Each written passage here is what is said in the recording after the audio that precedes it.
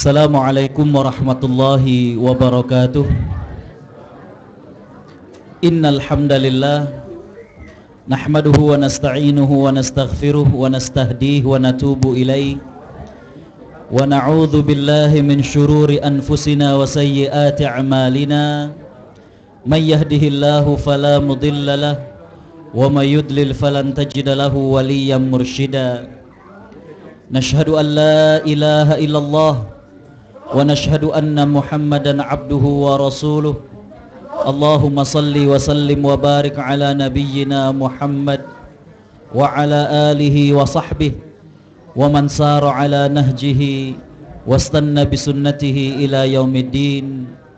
Qala Allahu azza wa jalla fi kitabihil karim, a'udzu billahi minasy syaithanir rajim.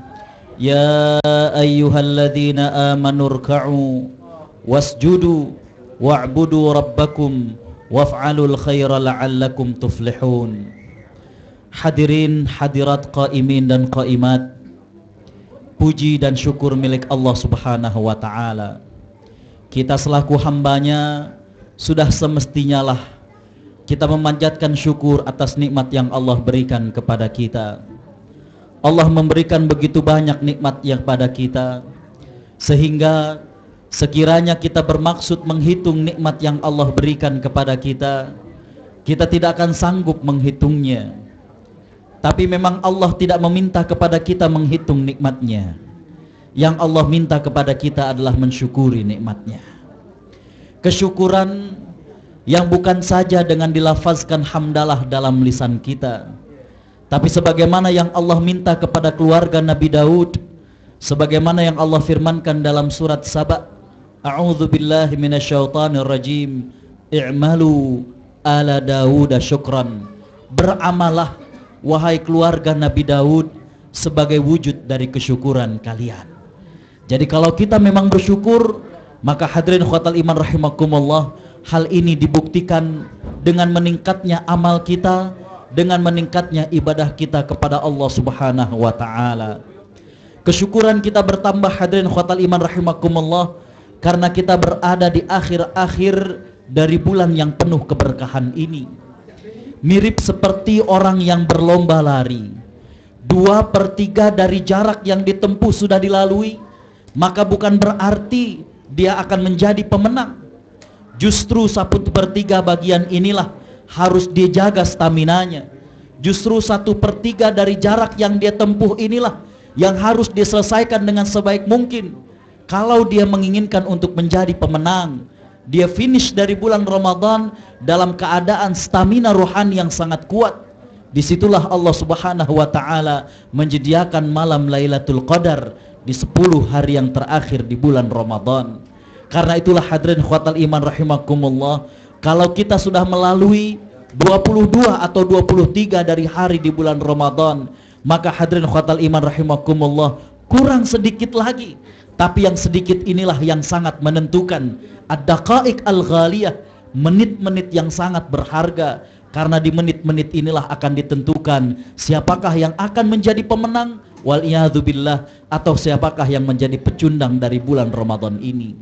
Salawat teriring salam semoga tercurah kepada junjungan kita Nabi Muhammad sallallahu alaihi wasallam, yang sungguh kita rindu berjumpa dengan beliau. Walaupun beliau belum pernah berjumpa dengan kita, walaupun kita belum pernah bertatap muka dengannya, tapi hadirin khawatal iman rahimakumullah, kerinduan ini terasa memuncak. Dan inilah hadirin khawatal iman rahimakumullah yang dimaksudkan oleh Nabi sallallahu alaihi wasallam dalam salah satu hadisnya. Beliau mengatakan, wadittu lau altahiku bi ikhwani, sungguh aku rindu untuk berjumpa dengan saudara-saudaraku. Para sahabat sampai bertanya, alasna ikhwanuka ya Rasulullah, bukankah kami ini adalah saudaramu? Nabi segera menjawab, la bal antum ashabi, bukan, kalian adalah sahabat-sahabatku. Lalu siapakah orang yang beliau katakan sebagai saudara beliau, yang beliau rindu berjumpa dengannya? Maka Nabi SAW kemudian melanjutkan bahwa mereka itu adalah alladzina amanu bi walam yarawni, yaitu orang-orang yang beriman kepada aku walaupun belum pernah berjumpa dengan diriku. Mudah-mudahan Kitalah orang yang dirindui oleh baginda sallallahu alaihi wasallam sebagaimana rindunya kita kepada baginda sallallahu alaihi wasallam. Hadirin khotal iman rahimakumullah. Malam hari ini ada satu topik yang diberikan kepada saya. Al-faqirus sabir wal ghaniyus syakir. Antara orang fakir yang bersabar dan orang kaya yang bersyukur. Hadirin khotal iman rahimakumullah. Pembicaraan manakah di antara keduanya yang lebih baik menjadi pembicaraan yang cukup panjang, bahkan melibatkan para ulama mazhab dan para pengikut-pengikut mereka. Hadirin khotal iman rahimakumullah. Kalau kita melihat sebenarnya kedua-dua kelompok ini, orang yang fakir dan bersabar atas apa yang Allah berikan kepadanya, ini juga adalah sebuah kemuliaan. Dan orang yang kaya namun bersyukur, ini juga merupakan suatu kemuliaan. Tapi hadirin khotal iman rahimakumullah, ketika ini kemudian menjadi sebuah pilihan, mana yang lebih utama, maka hadirin khotal iman rahimakumullah, para ulama ada 3 kelompok yang membahas hal ini. Kelompok yang pertama mengatakan jelas orang-orang yang fakir dan bersabar itu lebih baik ketimbang orang kaya yang bersyukur. Hadirin khotal iman rahimakumullah, pendapat ini diantaranya disampaikan oleh kebanyakan ahli fikih. Bahkan hadirin khotal iman rahimakumullah, mayoritas kalangan sufi juga memilih pendapat ini. Ada beberapa alasan mereka. Yang pertama adalah hadirin khotal iman rahimakumullah, sebuah hadis yang disampaikan oleh baginda sallallahu alaihi wasallam dengan derajat sahih. Bahkan Syekh Albani menyatakan kesahihan hadis ini. Nabi sallallahu alaihi wasallam bersabda, yadkhulu fuqara'ul muslimina qabla aghniyaihim binisfi yaumin wa huwa 500 amin.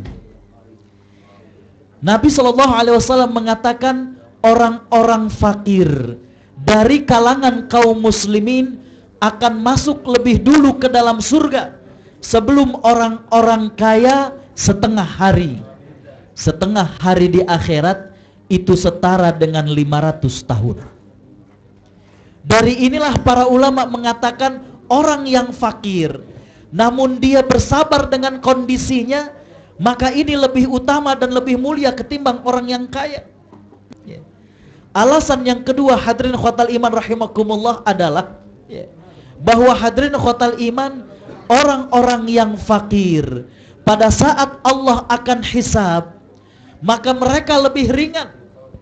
Berbeda dengan orang-orang yang kaya, semakin banyak hartanya, maka hadirin khotal iman rahimakumullah, akan semakin banyak Allah menghitung dari apa yang dia miliki. Bukankah dalam hadis yang sangat terkenal Nabi Shallallahu Alaihi Wasallam menjelaskan khusus berkaitan tentang harta akan ditanya 2 pertanyaan, min aina iktasabahu wa fima anfaqahu. Dari masuknya, dari keluarnya ditanya, dari mana dapatnya dan kemana keluarnya. Kedua-duanya harus baik. Dapatnya dari yang baik, dikeluarkan kepada yang tidak baik, ini juga salah. Harta-harta yang halal kita cari dari hasil kerja keringat kita, tapi kita belanjakan ke dalam maksiat kepada Allah Subhanahu wa taala, maka ini juga keliru. Padahal sahabat Abdullah bin Mas'ud mengatakan syukur yang paling minimal adalah tidak mempergunakan pemberian Allah untuk maksiat kepada Allah Subhanahu wa taala. Itu syukur yang paling minimal. Kalau kita punya uang, tadi saya dengar ada donation buat saudara kita di Rohingya. Kalaulah kita tidak mau sedekah, maka minimal harta itu tidak kita pergunakan untuk maksiat kepada Allah. Itu syukur yang paling minimal. Badan ini kalau tidak kita ingin gunakan untuk ibadah, malam ini kita tidak i'tikaf, malam ini kita tidak ibadah di rumah, minimal badan ini tidak kita pergunakan untuk maksiat kepada Allah Subhanahu wa taala. Kembali hadirin khotal iman rahimakumullah, berkaitan dengan harta, dari mulai dapatnya ditanya, dari mana hal itu? Kalau dari dapatnya sudah baik, maka akan ditanya yang kedua, kemana dikeluarkan? Dapatnya baik, dikeluarkannya tidak baik, ini juga salah. Dapatnya tidak baik, dikeluarkannya baik, ini juga tidak diterima. Innallaha thayyibun la yaqbalu illa thayyiban. Sesungguhnya Allah itu adalah zat yang maha suci, dan Allah tidak menerima kecuali yang suci. Para ulama mengatakan at-thayyib, makna suci dari hadis ini ada 4 hal. Yang pertama adalah Allah maha suci, dan Allah tidak menerima keimanan kecuali keimanan yang suci, bersih dari syirik, bersih dari riya. Allah maha suci, dan Allah tidak menerima kecuali yang suci. Yang kedua, dari amal-amal kita. Kalau amalnya kemudian bercampur dengan syirik, kalau amalnya kemudian bercampur dengan yang lainnya, Allah juga tidak akan terima. Sama diantaranya hadirin khotal iman rahimakumullah, seperti yang tadi dijelaskan. Yang ketiga, Allah suci, dan Allah tidak menerima kecuali yang suci dari harta kita. Hadirin khotal iman rahimakumullah, yang terakhir Allah maha suci, dan Allah tidak menerima kecuali yang suci dari ucapan-ucapan kali kita. Bukankah Allah subhanahu wa ta'ala menyatakan, ilaihi yas'adul kalimut thayyibu wal amalu salihu yarfa'u. Jadi hadirin khotal iman rahimakumullah, kata para ulama kelompok yang pertama, untuk harta ditanyanya sampai 2 kali, dapat dan kemana dikeluarkan. Oleh karena itu hadirin khotal iman rahimakumullah, mereka mengatakan bahwa yang utama adalah kalau miskin dan bersabar. Kalangan yang kedua menyatakan hadirin khotal iman rahimakumullah, yang lebih utama itu adalah orang kaya yang bersyukur. Karena kalau kaya dan bersyukur, hadirin khotal iman rahimakumullah, banyak yang bisa dilakukan dengan kekayaan itu. Tidakkah kita saksikan bagaimana ketika sahabat-sahabat yang miskin datang kepada Nabi Shallallahu Alaihi Wasallam dan mereka mengadu, ya Rasulullah, zahaba ahlud duthuri bil ujuri kulliha. Ya Rasulullah, orang-orang kaya sudah memborong semua pahala. Terjemahan bebasnya. Hadirin khotal iman rahimakumullah, kata Nabi, apa yang kau maksudkan? Kata sahabat ini, kami saum, mereka saum, kami sholat, mereka sholat. Sekarang mereka sedekah, kita tidak mampu bersedekah. Kata Nabi SAW, apa yang kau inginkan? Kata sahabat ini, ajarkan kepada kami amal yang bisa menyamai mereka. Kata Nabi SAW, ucapkan subhanallah 33 kali, alhamdulillah 33 kali, Allahu Akbar 33 kali, tutup yang ke-100 dengan la ilaha illallah. Di akhir setiap kalian sholat wajib. Senang sahabat yang miskin ini, mereka dikasih suatu amalan yang akan bisa menyamai orang-orang kaya di antara mereka. Selang beberapa saat datang lagi sahabat-sahabat yang miskin ini. Mereka kemudian mengadu, ya Rasulullah, orang-orang yang kaya di antara kami, mereka tahu dan mereka mengamalkan apa yang kau ajarkan. Ajarkan lagi kepada aku amal yang bisa menyamai mereka. Apa kata Nabi SAW? Dzalika fadlullahi yu'tihi may yasha. Itu merupakan kelebihan dan keutamaan yang Allah berikan kepada sebagian hambanya. Jadi hadirin khotal iman rahimakumullah, menarik sekelumit kehidupan para sahabat itu. Sahabat yang miskin melihat sahabat yang kaya, mereka iri bukan dengan hartanya. Mereka iri bahwa dengan harta yang dimiliki oleh sahabat yang kaya, mereka bisa berbuat lebih. Itu yang berbeda dengan masyarakat kita. Lihat tetangga beli mobil baru, sakit, masuk ke sakit. Di rumah sakit dapat kabar ternyata tetangganya bukan cuma beli mobil baru, tambah TV baru gede lagi, tambah sakit.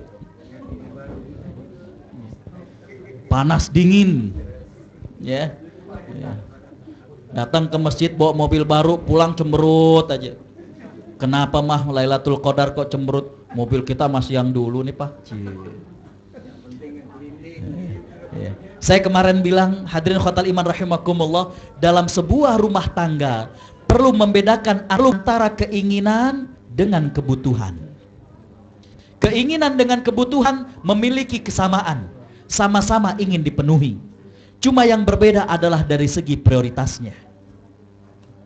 Sahabat Abdullah bin Umar, sempat beliau ingin makan dendeng. maka dibuatkan oleh istrinya.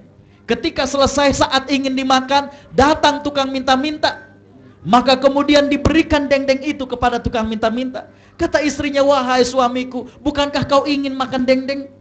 Kata suaminya, betul, dendeng ini bagiku adalah keinginan, tapi bagi orang tukang minta-minta itu adalah kebutuhan. Rumah tangga yang tidak bisa membedakan antara keinginan dan kebutuhan, yang terjadi adalah konsumerisme. Dan yang terjadi adalah bagaimana mulai goyangnya pondasi rumah tangga berkaitan dengan ekonomi rumah tangga. Jadi hadirin khotal iman rahimakumullah, menarik dalam kejadian tersebut, sahabat yang miskin, mereka bukan iri dengan kekayaan yang ada di kalangan para sahabat yang kaya. Mereka iri bahwa dengan kekayaan itu mereka bisa berbuat lebih. Makanya hadirin khotal iman rahimakumullah, ketika Nabi SAW mempersiapkan untuk perang Tabuk, di mana perang itu dalam kondisi yang payah, panas, susah, hadirin khotal iman rahimakumullah, Nabi mensyaratkan yang ikut dalam perang Tabuk ini adalah mereka yang memiliki kendaraan dan bekal. Datang sahabat Abdullah bin Mughaffal dengan 6 orang sahabat yang lainnya, datang kepada Nabi SAW dan minta untuk diajak. Tapi Nabi SAW mengatakan, aku tidak punya kendaraan lebih. Dicari para sahabat yang lain, ternyata juga nggak ada. Maka Nabi SAW mengatakan, aku tidak bisa mengajak kalian. Al-Quran menggambarkan bagaimana sahabat-sahabat ini. Al-Quran menggambarkan, tara a'yunahum tafidu minad dam'i hazanan alla yajidu ma yahmilun. Engkau menyaksikan bagaimana mata mereka mengeluarkan airnya, sedih karena mereka tidak mendapatkan apa yang menjadikan mereka bisa dibawa. Itu menunjukkan ketulusan mereka untuk pergi berjihad. Bukan seperti perkataan orang Mesir. Orang Mesir itu ada perkataan burikalaka fi jami'. Semoga Allah memberkahi engkau wahai masjid. Jadi ceritanya itu orang udah malas ke masjid, sama istrinya dibilang, ya sholat subuhnya di masjid tuh. Nyampe ke masjid, masjidnya digembok. Alhamdulillah, katanya burikalaka fi jami', katanya. Emang udah malas ke masjid, digembok lagi, katanya. Tapi para sahabat yang ingin jihad, tulus. Jadi ketika tidak ada yang membawa mereka, nangis sungguhan. Bukan kemudian alhamdulillah, dilihat sahabat udah pada nggak punya kendaraan, pura-pura, wah saya pengen jihad gitu. Enggak. Hadirin khotal iman rahimakumullah. Jadi pandangan kedua mengatakan bahwa mereka-mereka yang kaya dan bersyukur, hadirin khotal iman rahimakumullah, itu jauh lebih baik ketimbang mereka-mereka yang miskin namun bersabar. Karena yang dibuat oleh orang-orang kaya dan bersyukur itu banyak ketimbang orang miskin dan bersabar. Alasan yang kedua, kenapa orang-orang kaya yang bersyukur itu, kata pendapat yang kedua, lebih baik dari orang miskin yang bersabar, karena hadirin khotal iman, kalau fakir, noise, ya memang begitu. Tapi kalau kaya, itu dia ada pilihan. Apakah dia akan bersyukur atau dia kufur? Ketika dia memutuskan menjadi orang yang bersyukur, tentunya di sini Allah akan memberikan keutamaan. Dia sudah kaya, ada peluang untuk foya-foya, tapi dekat ke masjid. Jadi pandangan yang kedua mengatakan lebih utama mereka-mereka yang kaya dan bersyukur. Karena pada saat dia kaya ada pilihan. Kalau fakir, ya ngapain lagi kalau nggak sabar? Udah fakir nggak sabar, waduh. Kalau orang Mesir, kalau yang kayak begitu, itu tangannya taruh di jidat sambil begini, capek deh. Pandangan kedua mengatakan alasannya seperti itu. Karena hadirin khotal iman, ketika kaya dan dia bersyukur, maka ada keputusan dari dirinya. Mirip sebuah ungkapan, hadirin khotal iman rahimakumullah, tua itu pasti, tapi dewasa itu pilihan. Orang menjadi tua itu pasti, tapi menjadi dewasa dan matang itu pilihan. Tidak semua orang. Maka hadirin khotal iman rahimakumullah, pandangan mazhab yang kedua mengatakan bahwa orang yang kaya bersyukur itu lebih baik ketimbang mereka-mereka yang miskin dan bersabar. Pandangan yang ketiga, hadirin khotal iman rahimakumullah, adalah pandangan yang tidak melihat secara literal secara langsung ini miskin atau ini kaya. Tapi mereka melihat dari sejauh mana ketakwaan mereka. Pandangan ini disampaikan oleh Imam Ibnu Taimiyah, muridnya Imam Ibnul Qayyim Al-Jauziyah, dan juga kalangan-kalangan mutaakhirin. Mereka mengatakan, hadirin khotal iman rahimakumullah, tidak bisa kita bandingkan person to person, atau satu klaster dengan satu klaster yang lain. Ini fakir yang bersabar, ini kaya yang bersyukur, tidak bisa. Tapi tergantung dari ketakwaan mereka. Bukankah Allah menyatakan dalam surat Al-Hujurat, a'udzubillahi minasyaitonirrajim, inna akramakum indallahi atqakum, sesungguhnya yang paling mulia di antara kalian adalah yang paling bertakwa. Dan ketakwaan itu bisa dicapai oleh orang fakir dan bisa dicapai oleh orang miskin. Alasan yang kedua mereka mengatakan, hadirin khotal iman, lihat para nabi. Toh para nabi juga ada di antara mereka yang miskin, ada di antara mereka yang kaya, bahkan Allah jadikan sebagai raja. Ada, hadirin khotal iman rahimakumullah, nabi yang dalam keadaan miskin, tapi ada juga yang Allah jadikan mereka kaya. Bukankah miskinnya seorang nabi tentu jauh lebih mulia ketimbang kekayaan yang dimiliki oleh yang lainnya? Nabi Musa alaihi salam dikejar-kejar oleh Firaun. Hadirin khotal iman rahimakumullah, tapi Nabi Musa sebagai orang yang dikejar-kejar tentu jauh lebih mulia dari Firaun. Firaun itu sombong karena dia punya dua anak buah. Yang satu pakar teknologi, yaitu Haman. Yang satu adalah ahli ekonomi, yaitu Qarun. Makanya hadirin khotal iman rahimakumullah, ketika Fir'aun berbicara kepada Haman, Fir'aun mengatakan, qala ya Haman ibni li sarhan la'alli attali'u ila ilahi Musa. Haman, tolong bikinkan tangga, saya mau tengok Tuhannya Nabi Musa itu yang mana. Itu bukan hanya sekedar gurauan, karena Haman memang pakarnya teknologi. Yang selanjutnya ada Qarun, orang kaya. Bahkan dalam Al-Quran surat Al-Qasas dijelaskan, a'udzubillahi minasyaitonirrajim, wa inna mafatihahu latanu'u bil usbati ulil quwwah. Saya ingin menjelaskan sedikit. Banyak orang menerjemahkan mafatih dengan artinya kunci. Jadi banyak orang yang menerjemahkan kunci gudangnya itu dipanggul, padahal bukan demikian. Para ahli tafsir mengatakan kalau kunci bentuk mufrad atau singularnya itu miftah, dan bentuk jamak atau pluralnya adalah mafatih dengan ada ya-nya. Sedangkan dalam ayat itu Allah tidak sebutkan ya. Wa inna mafatihahu, tidak ada mafatihahu, bukan. Jadi mafatih dalam ayat tersebut bukan bentuk jamak dari miftah, tapi bentuk jamak dari maftah. Artinya bukan mesti kenci, tapi juga hadirin khotal iman, bisa juga surat-surat kekayaan, bukti-bukti kepemilikan yang dimiliki oleh Qarun. Jadi bukan berarti dipanggul-panggul. Zaman sekarang juga bapak-bapak nggak ada yang bawa kunci berangkasnya, tapi gesek, gitu. Hadirin khotal iman rahimakumullah. Kembali bahwa pandangan yang ketiga tidak langsung membedakan mana yang fakir bersabar dan kaya yang bersyukur. Kedua-duanya memiliki peluang untuk hadirin khotal iman rahimakumullah mendapatkan surga Allah Subhanahu wa taala. Dengan demikian hadirin khotal iman rahimakumullah, pandangan yang ketiga kembali kepada kita.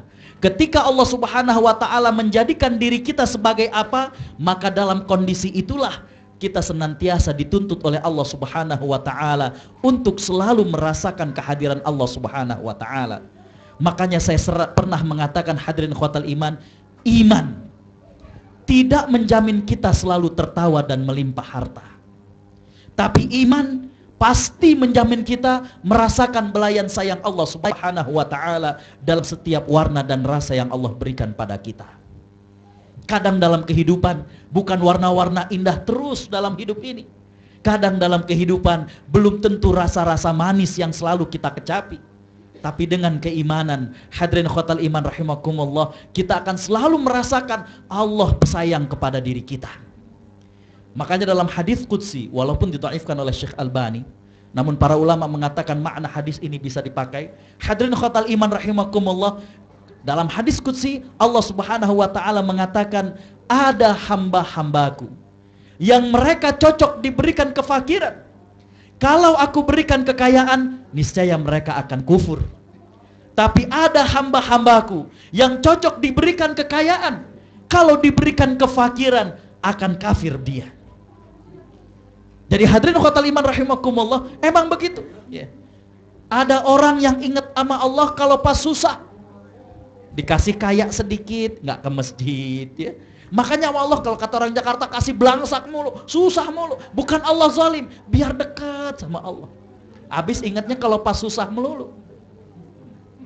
Seneng dikit ngilang kagak ada, seneng dikit ngilang kagak ada ya. Hadirin khotal iman rahimakumullah ya. Tapi kalau pas lagi susah, bolah nangis ya, udah kayak tangis Bombay. Ya, ya. Nggak boleh lihat tembok dikit kan, kalau orang tangis Bombay gitu, lihat tembok dikit nangis, dimuter gitu. Ya. Di depan sini dia nangis, ada tembok lagi dia nangis lagi gitu. Seneng dikit ngilang. Sama Allah dikasih susah aja. Ya. Ya. Belangsak tuh Jakarta pinggiran sini, kalau sini lagi dikasih sengkek mulu makanya. Hadirin khotal iman rahimakumullah. Tapi ada orang-orang yang memang kalau dikasih kefakiran dia dekatnya ke kufuran. Yeah. Hadirin khotal iman rahimakumullah. Jadi kembali bahwa bukan dari mana kita melihatnya, tapi hadirin khotal iman rahimakumullah, ketika Allah memberikan hal itu kepada diri kita, maka posisikanlah diri kita untuk senantiasa bertakwa kepada Allah Subhanahu wa taala. Hadirin khotal iman rahimakumullah ya. Di penghujung dari apa yang saya sampaikan, saya hanya ingin bercerita hadirin khotal iman rahimakumullah. 2 tahun lalu ketika saya Ramadan di Eropa, hadirin khotal iman rahimakumullah ya, ibu saya kemudian ya, pada saat saya telepon ke rumah ya, ibu saya kemudian bertanya ya, kata ibu, Gus, ada uang zakat nggak? Saya bilang, emangnya kenapa bu? Ya. Kata ibu saya, soalnya ada temen yang kayaknya butuh nih. Kata saya, ya udah kalau kayak gitu hubungin istri saya, nanti kesana bareng-bareng. Hadirin khotal iman rahimakumullah, orang yang dimaksud oleh ibu saya ini, kata ibu saya itu kalau ngaji tiap hari Jumat rajin datangnya, tapi duduknya paling belakang. Dan kalau ada teman pengajian yang sakit, dia yang rajin untuk kemudian ngajak nengok ke rumah sakit Islam, bahkan naik bajai dia yang bayarin. Hadirin khotal iman, maka kemudian berangkatlah ibu dengan istri saya ke rumahnya. Masya Allah ya. Kalau ada yang tahu Jalan Mardani ya, di Cempaka Putih, itu hadirin khotal iman rahimakumullah, ada nama daerahnya Kabel, jadi di bawah Tiang Sutet ya. Itu hadirin khotal iman rahimakumullah, ibu itu tinggal dekat situ ya. Hadirin khotal iman rahimakumullah, ketika didatangi, maka hadirin khotal iman, di depan rumahnya itu banyak botol-botol bekas. Ternyata ini ibu kerjaannya kalau pagi ngumpulin botol-botol bekas, nanti kalau sore ada yang ngepul, ada yang ngambilin dan dibayar. Hadirin khotal iman rahimakumullah, ketika ditanya sama ibu ya, sudah cukup tua, makanya dipanggilnya Mbok ya. Mbok, kalau ngaji kok walaupun datangnya pertama, kenapa duduknya paling terakhir ya. Apa dijawab? Subhanallah, dia bilang, soalnya malu bu, baju yang layak buat kepakai pengajian cuma 2, jadi ganti-gantian. Subhanallah ya. Dan yang menariknya adalah ketika ditanya, sampai saya masih terngiang ketika ditanya, ya Allah, kalau emang Mbok ternyata dalam keadaan seperti ini, tapi kenapa kalau ada orang yang sakit paling rajin untuk ngajak nengok, bahkan naik bajai Mbok yang bayarin? Apa jawaban dia? Subhanallah, dia bilang, ya kan bilang surga bukan buat orang kaya aja bu. Sebuah kata yang keluar dari hati, yang keluar ya. Khotal iman rahimakumullah, itulah model bagaimana orang-orang yang fakir namun bersabar ya. Tidak nampak bagaimana kekurangan pada dirinya. Inilah yang Imam Syafi'i sampai menangis ketika ada orang yang datang ke rumahnya dan minjam uang. Imam Syafi'i masuk ke dalam kamarnya dan berkata kepada istrinya, sungguh Imam Syafi'i sudah menjadi bodoh pada hari ini. Kata istrinya, kenapa gerangan? Kata Imam Syafi'i, tamu kita adalah orang miskin yang ternyata datang meminjam uang kepadaku. Mengapa aku tidak bisa melihat dari raut wajahnya, sampai dia menekan rasa malu, sampai bergetar bibirnya dan menyatakan ingin meminjam uang? Bukankah Al-Quran mengatakan yahsabuhumul jahilu aghniya'a minat ta'affuf, orang-orang bodoh menyangka orang-orang itu kaya padahal mereka menjaga harga dirinya. Sungguh Syafi'i sudah menjadi bodoh. Kita kadang hadirin khotal iman rahimakumullah justru nggak ngeh. Jadi yang miskin sesungguhnya bukan yang di jalan-jalan minta, tapi mereka-mereka yang menjaga harga dirinya. Walaupun harus nyari botol kosong, tapi tetap rajin ke pengajian. Walaupun harus malu, baju yang layak hanya 2. Mungkin di antara kita, istri kita sudah model baru lagi, jilbabnya ada jilbab Asmiranda, ganti lagi jilbab Marsana, udah macam-macam. Tapi untuk ibu ini hanya 2 bajunya. Hadirin khotal iman rahimakumullah, itu fakir yang bersabar. Saya ingin bercerita sehingga kita bukan hanya sekedar kajian. Yang kedua, saya ingin bercerita tentang orang kaya yang bersyukur.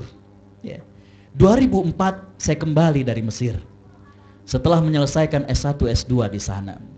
Hadirin khotal iman rahimakumullah, waktu bulan Ramadan saya diminta untuk memberikan ceramah dalam acara buka bersama karyawan Hotel Grand Hyatt dan Plaza Indonesia. Jadi hadirin khotal iman rahimakumullah, saya ngasih ceramah sebelum maghrib, ada sekitar 5 sampai 10 menit sebelum azan selesai. Waktu saya mau duduk, hadirin khotal iman rahimakumullah, ternyata yang di depan itu udah penuh sama GM, manajer yang berdasi lah. Karena udah penuh, maka saya kemudian duduk di soft yang kedua. Di samping itu, di samping saya ada seorang bapak, sampai saya masih ingat, pakai kemeja tangan pendek warnanya coklat, handphonenya juga masih lebih bagusan handphone saya. Dia nanya, Ustadz, tadi lagi dipersilahkan, rasanya Ustadz udah selesai S2. Saya bilang, betul Pak. Kenapa nggak lanjut S3? Saya bilang, ya pengen sih Pak, tapi nggak saya lanjutkan. Sama dia langsung dipotong, duit kan masalahnya.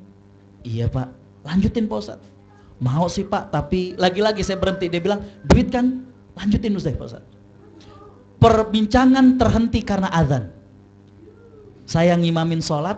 Selesai sholat kita duduk dan dibagikan nasi kotak. Dia duduk di samping saya. Pas dibuka ternyata masakan Padang. Kata dia, waduh, orang udah tua kayak saya, perutnya udah nggak kuat nih, pertama kali buka puasa pakai yang santen-santenan. Jadi saya makan pisangnya aja. Dia lagi baru ngupas, dia teringat, waduh ntar ngebohongin Pak Ustadz lagi. Dikeluarin lagi handphonenya, dicari nomor, dia bilang, Ustadz tolong catet. Saya bilang, buat apa nih Pak? Tadi kan katanya mau S2, mau S3. Oh ya udah saya catat. Ntar gimana Pak bilangnya? Udah bilangnya mau S3. Dia selesaikan pisang, dia pamit. Pulang ke rumah saya cerita sama ibu dengan istri saya. Apa jawaban ibu saya? Ya kali aja berkahnya Ramadan Gus. Zaman tahun 2004 masih banyak wartel. Besok paginya saya telepon dari wartel. Saya bilang, Assalamualaikum Pak, saya Agus Setiawan. Kemarin saya diminta untuk khutbah di Grand Hyatt, ketemu sama seseorang, dikasih nomor bapak, katanya saya disuruh untuk S3. Tahu nggak pertanyaan pertama dari bapak itu apa? Pak Ustadz mau di dalam apa di luar negeri? Masya Allah. Saya cubitin tuh tangan, saya bilang, ya artinya kagak ngimpi. Hadirin khotal iman rahimakumullah, belum sempat saya jawab, orang itu langsung nanya, Pak Ustadz S1 S2 nya di mana? Saya bilang di Mesir. Kalau gitu di luar negeri Pak Ustadz, biar bagus sekalian. Saya bilang, ntar saya boleh bawa keluarga? Bawa, biar tenang. Saya dalam keadaan bingung. Dia bilang, ya udah Pak Ustadz, tulis berapa biaya kuliahnya, berapa biaya hidupnya, nyewa rumah, makan. Saya bilang, saya boleh nggak pulang setahun sekali? Boleh Pak Ustadz, hitung tiketnya berapa. Ternyata beliau ajudan orang yang pertama. Hadirin khotal iman rahimakumullah, kita namanya manusia, kadang pengen berterima kasih. Karena kalau saya dengar orang ngajuin beasiswa, di sini ada yang beasiswa dari macam-macam ya, itu kan ada syarat ini syarat itu ya, agak ribet. Ini mah cuma ketemu begitu doang.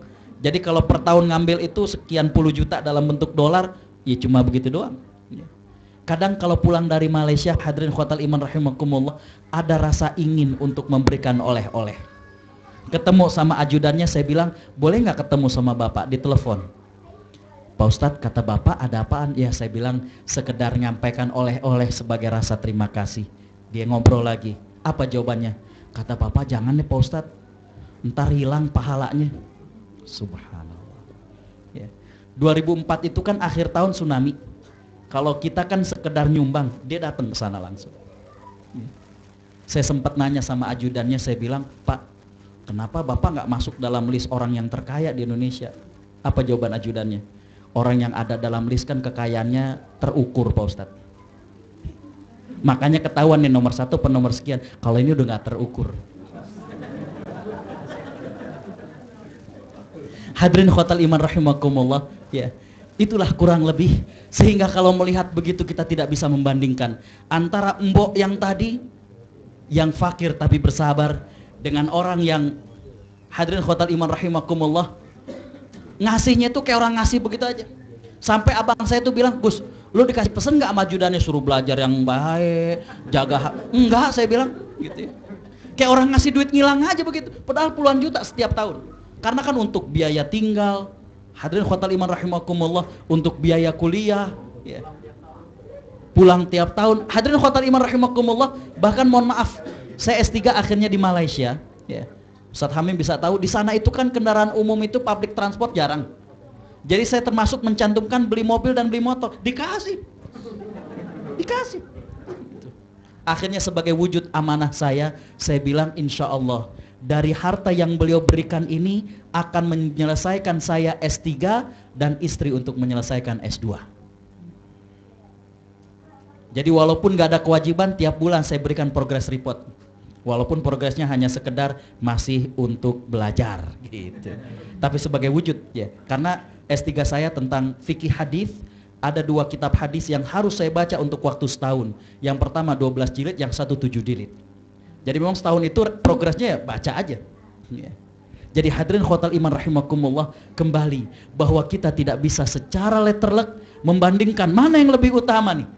Fakir yang sabar ataukah kaya yang bersyukur, yang pastinya bagaimana Allah menyiapkan diri kita, jadilah hamba yang paling bertakwa dengan apa yang kita miliki, dengan apa yang kita bisa, maka hadirin khotal iman rahimakumullah, itulah orang yang paling mulia di sisi Allah Subhanahu wa taala. Mudah-mudahan kajian ini bukan hanya sekedar membincangkan mana yang paling utama, tapi menjadi sebuah inspirasi bahwa surga bukan milik siapa-siapa. Kita yang Allah berikan keterbatasan harta, kita bisa mendapatkan surga. Tapi kita yang Allah berikan kelebihan harta, kita juga bisa mendapatkan surga dengan apa yang Allah berikan kepada kita. Hadirin khotal iman rahimakumullah, saya kira saya cukupkan demikian ya. Seperti yang sebelumnya saya mengatakan, al-labibu bil isyarati yafhamu. Orang yang cerdas dengan isyarat saja sudah paham. Ya, MC-nya tadi dari sini udah ke belakang ke depan lagi, saya kira sebagai pertanda. Ya, kalau misalnya hadirin belum terasa capek, sayanya udah mulai terasa capek. Jadi hadirin khotal iman, saya kira demikian. Mudah-mudahan sekali lagi bahwa apapun keadaan kita, apakah Allah lapangkan ataukah Allah sempitkan rezeki kita, maka hadirin khotal iman, jangan pernah kemudian kita merasakan Allah tidak menyayangi kita. Sekali lagi saya mengatakan, iman tidak menjamin kita selalu melimpah harta atau selalu tertawa. Kadang kita menangis, kadang kita kekurangan harta. Yang pasti iman menjamin kita untuk selalu merasakan belayan sayang Allah Subhanahu wa taala dalam berbagai warna dan rasa yang Allah berikan dalam hidup ini. Saya kira demikian. Hadirin khotal iman rahimakumullah, kurang lebihnya mohon maaf. Jazakumullah khairan. Wassalamualaikum warahmatullahi wabarakatuh.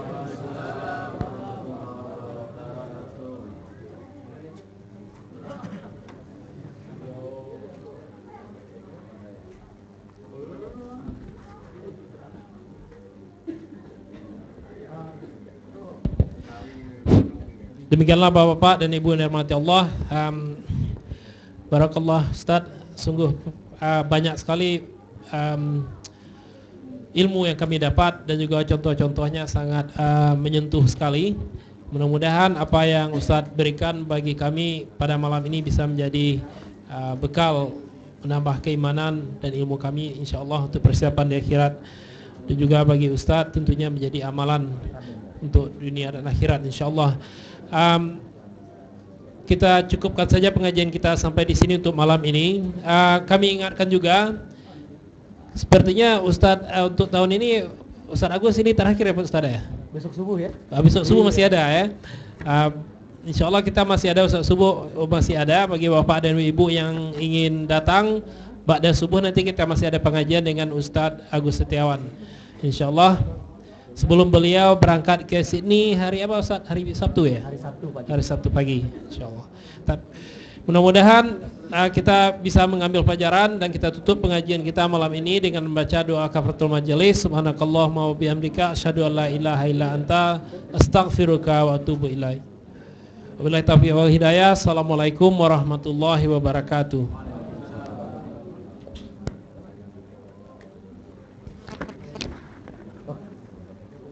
Kelamaan.